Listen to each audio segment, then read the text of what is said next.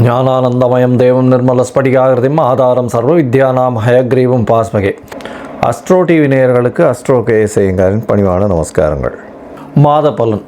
குரோதி வருஷம் ஆவணி மாதம் 17/8/2024 16/9/2024 வரலும் உண்டான நாட்களை குரோதி வருஷம் ஆவணி மாதம் அப்படின்னு சொல்கிறோம். இந்த முதல்ல இந்த மாத பலனில் நம்ம பார்க்கக்கூடியது இந்த மாதத்தினுடைய கோல்சாரம், இந்த மாதத்தில் வரக்கூடிய விசேஷ நாட்கள் என்னென்ன அப்படின்றத பார்ப்போம். அதற்கு பிறகு ஒரு ராசிக்காக இந்த மாதத்தில் என்னென்ன பலன்கள் இருக்குது அப்படின்றத பார்க்கலாம். பொதுவாகவே மாத கிரகங்கள்னு சொல்லக்கூடிய சூரியன், செவ்வாய், புதன் மற்றும் சுக்கிரன், இந்த 4 கிரகங்களை வச்சு தான் இந்த மாத பலன்களை சொல்லுவோம். இப்போ இந்த மாதத்தினுடைய கோல்சாரம் என்ன அப்படின்னு பார்க்கும்போது, காலபுருஷ தத்துவத்தின் 2வது ராசியான ரிஷப ராசியில் செவ்வாயும் குருவும், கடக ராசியில் புதன், சிம்ம ராசியில் சூரியன் மற்றும் சுக்கிரன், கன்னி ராசியில் கேது, கும்ப ராசியில் வக்ரம் பெற்ற சனி பகவான், மீன ராசியில் ராகு. இந்த மாதம் 17ஆம் தேதி ஆவணி மாதம் பிறகுறது 17ஆம் தேதி கார்த்தால ஒரு 6-6:15 மணிக்கு சூரியன் ஒரு மாதத்திலிருந்து ஒரு ராசியிலிருந்து அடுத்த ராசிக்கு போகிறார். இது சௌரமான மாதம் அப்படின்ற வழக்கத்தில் நம்ம கொண்டாடுறோம். இதன் மூலியமாக சூரியன் ஒரு ராசியிலிருந்து அடுத்த ராசிக்கு செல்லக்கூடியதை சௌரமான மாதம் அப்படின்னு சொல்லக்கூடியது. இந்த மாதத்தில் வரக்கூடிய முக்கிய நிகழ்வுகள் அப்படின்னு பார்ப்போமேயானால், எடுத்த உடனே 18ஆம் தேதி அல்ல 19ஆம் தேதி 19/8/2024 அன்னைக்கு ரிக் யஜுர் உபாகர்மா அப்படின்னு போட்டிருக்கு. ரிக் யஜுர் உபாகர்மா அப்படின்னா வேதத்தினுடைய ஆரம்ப நாள் அப்படின்னு சொல்லணும். வேதம் பயிற்சிக்கிறதுக்கு, வேதத்தினுடைய அத்தியனம் பண்ணுறதுக்கு ஆரம்பிக்கிறது இந்த பூனல் மாத்திப்பா எண்ணிக்கை. இதெல்லாம் ரொம்ப முக்கியமான விஷயமாக சொல்லக்கூடியது. வேதத்தினுடைய நாள் இதுதான் ஆரம்பிக்கக்கூடிய நாள் அப்படின்றது. வேத அத்தியனம் பண்ணுறதுக்கு சொல்லிக்கிறதுக்கு இதுதான் ஆரம்பிக்கக்கூடிய நாளாக எடுத்துக்கொள்ளப்படுகிறது. வேதத்தினுடைய நாளாக சொல்லக்கூடியது இது. 5/9/2024 அன்னைக்கு சாம வேதத்திற்கு உண்டான உபாகர்மா. அந்த காலகட்டத்தில் 20ஆம் தேதி 20/8/2024 அன்னைக்கு காயத்ரி ஜபம் எல்லாருக்குமே ஒரே நாள்லேயே வந்துடுறது. இந்த மாதத்தில் பார்த்தோம்னா 22/8/2024 அன்னைக்கு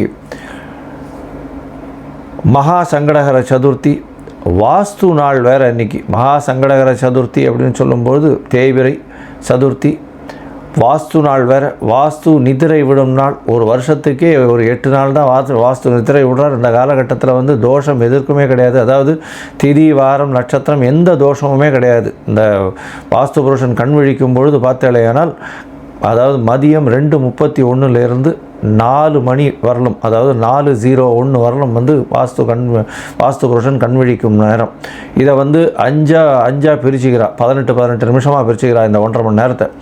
இதன் மூலியமாக வாஸ்து புருஷன் கண் விழித்து அவருடைய காலை கடன்களை முடிக்கிறது 1, ஸ்நானம் பண்ணுறது 2, அதற்கப்புறம் 3வது விஷயம் அவர் பூஜை பண்ணுறது, 4வது போஜனம் பண்ணுறது, அதற்கப்புறம் தாம்பூலம் தரிக்கிறது. இந்த போஜனம் பண்ணும் நேரமும் தாம்பூலம் தரிக்கும் நேரமான கடைசி 36 நிமிஷம், அதாவது 4 மணிக்கு ஒரு அரை மணி நேரம் முன்னாடி 3:31 4:01 இந்த காலகட்டத்தில் எந்த ஒரு இது ஆரம்பித்தோம்னாலும், அதாவது வீடு சம்பந்தமாக இது ஆசைக்கால் நடுறது, மனைக்கால் ஊன்றது, அதை தவிர வீட்டுக்கு இது டாக்குமெண்ட் சைன் பண்ணுறது, இந்த மாதிரியான விஷயங்கள் பண்ணும்பொழுது கண்டிப்பாக அது நிச்சயமாக எந்த ப்ராஜெக்டாக இருந்தாலும் நல்லபடியாக நிறைவேறும் அப்படின்றதும், வாஸ்து புருஷன் கண்விழிக்கும் நாள்ன்றதுனால கண்டிப்பாக நல்ல ஒரு ஏற்றம் கிடைக்கக்கூடிய நாளாக சொல்லப்படுறது. அதற்கப்புறம் 26ஆம் தேதி 26/8/2024 அன்றைக்கி ஸ்ரீ ஜெயந்தி. பொதுவாகவே ஸ்ரீ ஜெயந்தி பார்த்தாலேனால் அஷ்டமி ஒரு நாள் வரும், ஒரு நாள் ரோஹிணி நட்சத்திரம் வரும். இது 2ம் சேர்ந்தே வர்றது இந்த வாட்டி. அதனால் ஸ்ரீ ஜெயந்தி எல்லாருக்குமே முன்னித்திரியம், அதை தவிர ஸ்ரீ சன்னதி எல்லாருக்குமே இந்த வாட்டி ஸ்ரீ ஜெயந்தி ஒரே நாள்லேயே வந்துடுறது. இது ஒரு பெரிய விசேஷம். அதனால் ஸ்ரீ ஜெயந்தி கிருஷ்ணனுடைய இது சொல்லக்கூடியது, கிருஷ்ணர் பிறந்த தினமாக சொல்லக்கூடியது. அஷ்டமி ரோகிணி பிறந்த நாளில், ரோகிணி நட்சத்திரத்தில் உண்டான நாளில் ராத்திரி பிறந்ததாக சரித்திரம். அதனால் கிருஷ்ணர் பிறந்தது ரொம்ப நல்லாவே எல்லா இடத்துலையும் கொண்டாடுவா. மதுரா, துவாரகை இதிலெல்லாம் கொண்டாடக்கூடிய ஒரு பெரிய விசேஷமான, என்டையர் இந்தியா கொண்டாடக்கூடிய ஒரு பெரிய விசேஷமான ஒரு ஃபங்க்ஷன் இது. அடுத்தது பார்த்தலையானால் இந்த வாட்டி 3/9/2024 அன்னைக்கு அமாவாசை. ஆவணி மாதத்தில் வரக்கூடிய அமாவாசை பித்ருக்களுக்கு செய்ய வேண்டிய கர்மாக்களை செய்யக்கூடியது. அதன் மூலியமாக உங்களுடைய குடும்பத்தில் எப்பொழுதுமே க்ஷேமம் இருக்கும். அடுத்த ஜெனரேஷன், அடுத்த தலைமுறைகளும் நல்லபடியாக வளரக்கூடிய வாய்ப்புகள் மிகவும் அதிகம். இது வந்து ஜோதிடத்தில் மிக பெரும்பான்மையான விஷயத்தை சொல்லக்கூடியது. அதாவது 5, 9 அப்படின்னு இந்த 2 இடத்தையும் வந்து சொல்லக்கூடிய போது 9ஆம் இடமோ 5ஆம் இடமோ கெட்டு போயிருந்ததுன்னா அந்த ஜாதகருக்கு கண்டிப்பாக அவர்களுடைய குலம் விருத்தி அடைகிறதோ இல்லை அவரால் வந்து அந்த குலத்திற்கு ஏற்றமோ வராது. அது ஒரு பெரிய செட்பேக் ஆகிடும். அதனால் அது வந்து பித்ருக்களின் தோஷமாக கூட இருக்கலாம். அப்படின்றதுனால தான் வந்து பித்ருக்களுக்கு செய்ய வேண்டிய கர்மாக்களை செய்யணும் அப்படின்னு சொல்கிறது.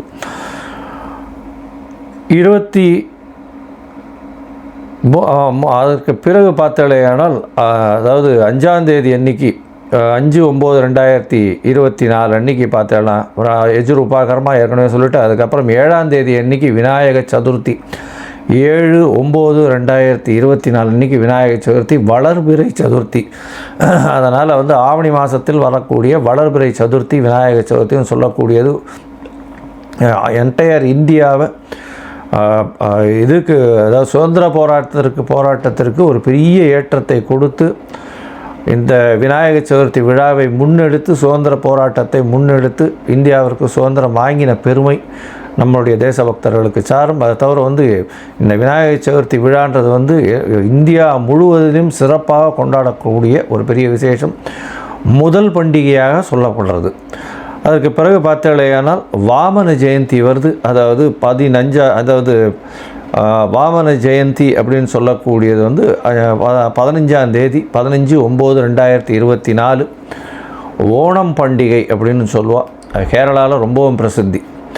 அதனால் இந்த மாதம் மொத்தமே வந்து பண்டிகைக்கான திருநாளாகவே இருக்கும். அதனால் கவலையே பட வேண்டாம். எல்லா விஷயங்களும் சந்தோஷங்களும் திருமணத்திற்கு எல்லா விதமான ஏற்றமான காலமாக இந்த மாதம் அமைய போகிறது.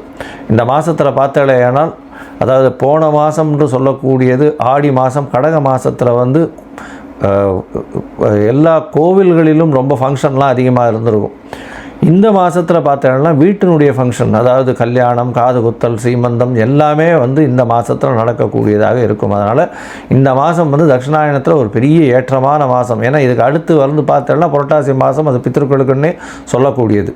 அதனால் இந்த மாதத்தில் வந்து திருமணங்கள் அதிகமாக நடக்கும், எல்லா விதமான விசேஷங்களும் நல்லபடியாக நடக்கும். எல்லோரும் கூடி குளிர்ந்து எழுவோர் எம்பாவாய் மாதிரி எல்லாரும் கூடி இருக்கக்கூடிய காலகட்டமாக அமைய போகிறது. இந்த மாதத்தில் பார்த்தாலேயானால் எல்லா விதமான ஏற்றமான காலகட்டங்களும் நடக்கிறது. இந்த மாதத்தில் செவ்வாய் பகவானும் மாறுற 26/8/2024 அன்னைக்கு ரிஷபத்தில் இருக்கிற செவ்வாய் மிதுனத்திற்கும், சுக்கிர பகவானும் வந்து சிம்மத்தில் இருக்கிற சுக்கிரன் வந்து கன்னியில் மாறி நீச்சப்பட்டு போகிற. அதற்கு பிறகு இந்த மாத கடைசி, அதாவது 31/8/2024 அன்றைக்கி புதன் வந்து கடகத்திலிருந்து சிம்மத்துக்கு வர்றார். இதுதான் வந்து இந்த கோல்சாரத்தின் பெயர்ச்சிகள் இந்த மாதத்தில் நடக்கக்கூடியது.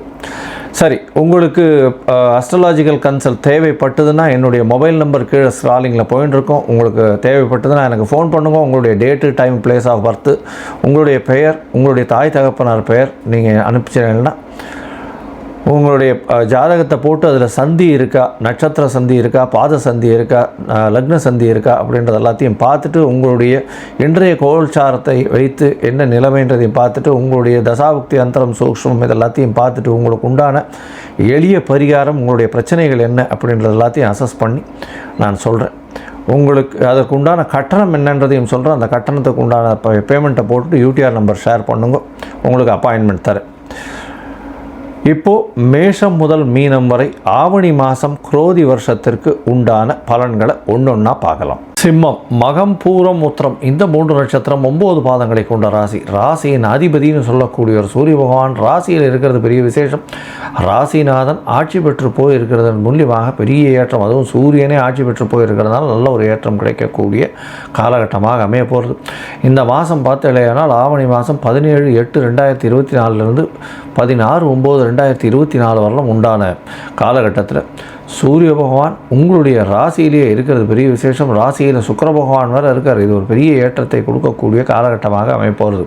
இந்த மாதம் உங்களுடைய ராசிக்கு சமசப்தமத்தில் சனி பகவான் இருக்கிற வக்கரகதியில் இருக்கிறதுனால எதிராளிகளை நம்ப வேண்டாம். நண்பர்கள் மூலியமாக சிறு சிறு பிரச்சனைகள் வரும். லேபர் ப்ராப்ளம் இருக்கக்கூடிய வாய்ப்புகள் நிச்சயமாக உண்டு. 10ஆம் இடத்துல வந்து குரு பகவான் இந்த மாதம் 26/8/2024 தனித்து இருக்கக்கூடிய வாய்ப்புகள் அதிகம். ஏன்னா செவ்வாயும் வந்து 26ஆம் தேதி மாறிவிட்டார். 11ஆம் இடத்துக்கு செவ்வாய் போகிறார். உங்களுடைய ராசிக்கு அதாவது அதியோகர்னு சொல்லக்கூடியவர் 4-9 இடத்திற்கு அதிபதி அப்படின்னு சொல்லக்கூடிய செவ்வாய் பகவான் உங்களுடைய ராசிக்கு 11ஆம் இடத்துக்கு போகிறது பெரிய விசேஷம். 9ஆம் அதிபதி 11ஆம் இடத்துல இருக்கிறதும் 4ஆம் அதிபதி 11ஆம் இடத்துல இருக்கிறதும் நல்ல ஒரு ஏற்றம். இதன் மூலியமாக பார்த்தீங்களேயானால் நீங்கள் வெளிநாட்டுக்கு படிக்கக்கூடிய மாணவர்கள் வெளிநாட்டுக்கு போகணுன்னு பார்த்துட்டு இருப்பார்கள், நல்ல ஒரு ஏற்றம் கிடைக்கக்கூடிய காலகட்டமாக அமைய போகிறது. வெற்றிகள் நிச்சயமாக வரக்கூடிய வாய்ப்புகள் நிச்சயமாக உண்டு. உங்களுடைய பேச்சில் மட்டும் ரொம்ப கவனமாக இருக்கும். ஏன்னா 2ஆம் இடத்துல வந்து கேது பகவான் இருக்கிறது அந்த அளவு நல்லதில்லை. நீங்கள் பேசக்கூடியது எதுவாக இருந்தாலும் அது தவறாக புரிந்து கொள்ளப்படும். ஜாகிரதையாக இருக்கிறது நல்லது. உங்களுடைய ராசிக்கு 2ஆம் இடத்துல சுக்கிர பகவான் நீச்சம் பெற்று போயிருக்கக்கூடிய காலகட்டம். எப்போன்னா 26/8/2024 மேலே பார்த்தீங்கன்னா சுக்கிரன் வந்து நீச்சப்படுறார். இந்த நீச்சப்படக்கூடிய சுக்கிரன் வந்து கொஞ்சம் அவர் 3ஆம் அதிபதினு சொல்கிறதுனால உங்களோட முயற்சிகளில் சிறு சிறு பின்னடைவு ஏற்படக்கூடிய வாய்ப்புகள் நிச்சயம் உண்டு. அதை தவிர பார்த்தீங்கன்னா நீங்கள் பேசக்கூடிய வார்த்தைகளில் பிரச்சனைகள் வரக்கூடிய வாய்ப்புகள் உண்டு. ஏன்னா உங்களுடைய ராசிக்கு பார்த்தோன்னா 3-10க்கு அதிபதியானவர் சுக்கிர பகவான். அதனால் சிறு சிறு பிரச்சனைகள் வரக்கூடிய வாய்ப்புகள் நிச்சயமாக உண்டு. உங்களுடைய ராசிக்கு பார்த்தோன்னா 5ஆம் இடம் அப்படின்னு சொல்லக்கூடிய 4ஆம் இடத்தை குரு பகவான் பார்க்குறதும் 5ஆம் இடத்தை செவ்வாய் பார்க்குறதன் மூலியமாக குழந்தைகள் மூலியமாக சிறு சிறு பிரச்சனைகள் வரக்கூடிய வாய்ப்புகள் உண்டு. ராசிக்கு 2ஆம் இடத்தை குரு பகவான் பார்க்குறதுனால கண்டிப்பாக குடும்பத்தில் நல்ல ஒரு ஏற்றம் இருக்கும். கணவன் மனைவிக்குள்ள நல்ல ஒரு அந்யோன்யம் இருக்கக்கூடிய வாய்ப்புகள் உண்டு. இருந்தாலும் பிரிந்து செல்ல வேண்டிய கட்டாயம் இருக்கும். அதாவது புதன் உங்களுடைய ராசிக்கு 12ஆம் இடத்துல இருக்கார். 12ஆம் இடத்துல 31/8/2024 வரலும் இருக்கார். அந்த காலத்துக்கு அப்புறம் உங்களுடைய ராசியிலேயே வர்றது பெரிய விசேஷம். இதன் மூலியமாக பார்த்தீங்கன்னா அதாவது புதன் உங்களுடைய ராசியில் வர்றதன் மூலியமாக நல்ல ஒரு ஏற்றம் கிடைக்கக்கூடிய காலகட்டம். ஏன்னா 12ஆம் இடத்துல புதன் இருக்கும்பொழுது பார்த்தீங்கன்னா கல்விக்கு நல்லபடியாக இருக்கும். ஆனால் பண விரயம் கொஞ்சம் அதிகமாகும். தொழிலில் வந்து எந்த ஒரு லாபம் வந்தாலும் அது விரயமாக செல்லக்கூடிய காலகட்டமாக அமைய போகிறது. ராசிக்கு 8ஆம் இடத்தில் இருக்கக்கூடிய ராகு திடீர் பணவரவு வரக்கூடிய வாய்ப்புகள் நிச்சயமாக உண்டு. மறைந்த இடத்திலிருந்து திடீரென்று வரக்கூடிய வாய்ப்புகள் நிச்சயமாக இருக்கும். பொதுவாகவே மாச கிரகம்னு சொல்லக்கூடிய சூரியன், சுக்கிரன், புதன் மற்றும் செவ்வாய் இந்த 4 கிரகங்களை வச்சு தான் மாதத்தினுடைய பலன் சொல்லுவோம். இந்த மாத கிரகங்கள் பார்த்தாலேயானால் இந்த மாதத்தில் அதாவது ராசிநாதனை தவிர மிச்ச கிரகங்கள் எல்லாம் வந்து அந்த அளவு சரியாக இல்லை. அதாவது உங்களுக்கு பார்த்தாலேயானால் செவ்வாய் புதன் வீட்டில் இருக்கிறது அந்த அளவு ஏற்றம் கிடையாது. 11ஆம் இடத்தில் இருந்தாலும் 9ஆம் அதிபதி தந்தையோடு சேர்ந்த ஒரு பிரச்சனைகள் வரக்கூடிய வாய்ப்பு உண்டு. தந்தைகிட்டேருந்து வரக்கூடிய பைசா வராது. அதில் வந்து சிறு சிறு பிரச்சனைகள் வரும். தொழிலில் வந்து என்னதான் புதிய தொழில் அமைந்தாலும் அதில் ஏற்றம் இருக்காது. அதில் ஒரு பின்னடைவு இருக்கக்கூடிய வாய்ப்புகள் இந்த சிம்மராசிக்காரர்களுக்கு இருக்கும். ஏன்னா 10ஆம் இடத்துல தனித்த குரு இருக்கார். புதிய தொழிலை ஏற்படுத்துவார். இருக்கக்கூடிய தொழிலில் சிறு சிறு சிக்கலை ஏற்படுத்துவார். புதுசாக கடனை ஏற்படுத்தக்கூடிய வாய்ப்புகள் நிச்சயமாக உண்டு. படிக்கக்கூடிய மாணவர்களுக்கு ஏற்றமான காலமாக அமைய போகிறது. உங்களுடைய ராசிக்கு பார்த்தாலேயானால் 8ஆம் இடத்துல இருக்கக்கூடிய ராகு பகவான் ஏற்றம், அதாவது வருஷ கிரகங்கள் ஓரளவு பரவாயில்ல, நல்ல ஒரு ஏற்றத்தில் இருக்குது. ஆனால் மாத கிரகங்கள் இந்த மாதம் வந்து அந்த அளவுக்கு ஏற்றத்தை கொடுக்கல. 2ஆம் இடத்துல வந்து முயற்சி ஸ்தானாதிபதியும் வந்து நீச்சம் பெற்று போகிறதும் உங்களுடைய ராசிக்கு அந்த அளவு ஏற்றத்தை கொடுக்காது. இதன் மூலியமாக குரு பார்த்தாலும் ஓரளவு பரவாயில்லாமல் இருக்குமே தவிர உங்களுக்கு வந்து இந்த 10ஆம் இடத்துலேருந்து குரு பார்க்குறதன் மூலியமாக அதுவும் சுக்கிரனை பார்க்குறதுல நல்ல ஒரு ஏற்றம் இருக்கக்கூடிய காலகட்டமாக இருக்காது. கொஞ்சம் பொறுமையாகவே இன்வெஸ்ட்மெண்ட் எல்லாம் பண்ணுங்க. தேவையற்ற இன்வெஸ்ட்மெண்ட் வேண்டாம். பார்ட்னர்ஷிப் தொழிலில் ரொம்ப ஜாகிரதையாக இருங்க. பண வரவு சில இடத்துல முடங்கும். கடன் கொஞ்சம் அதிகமாகக்கூடிய வாய்ப்புகள் உண்டு. அதனால் பொறுமையாக இருக்கிறது ரொம்பவும் நல்லது.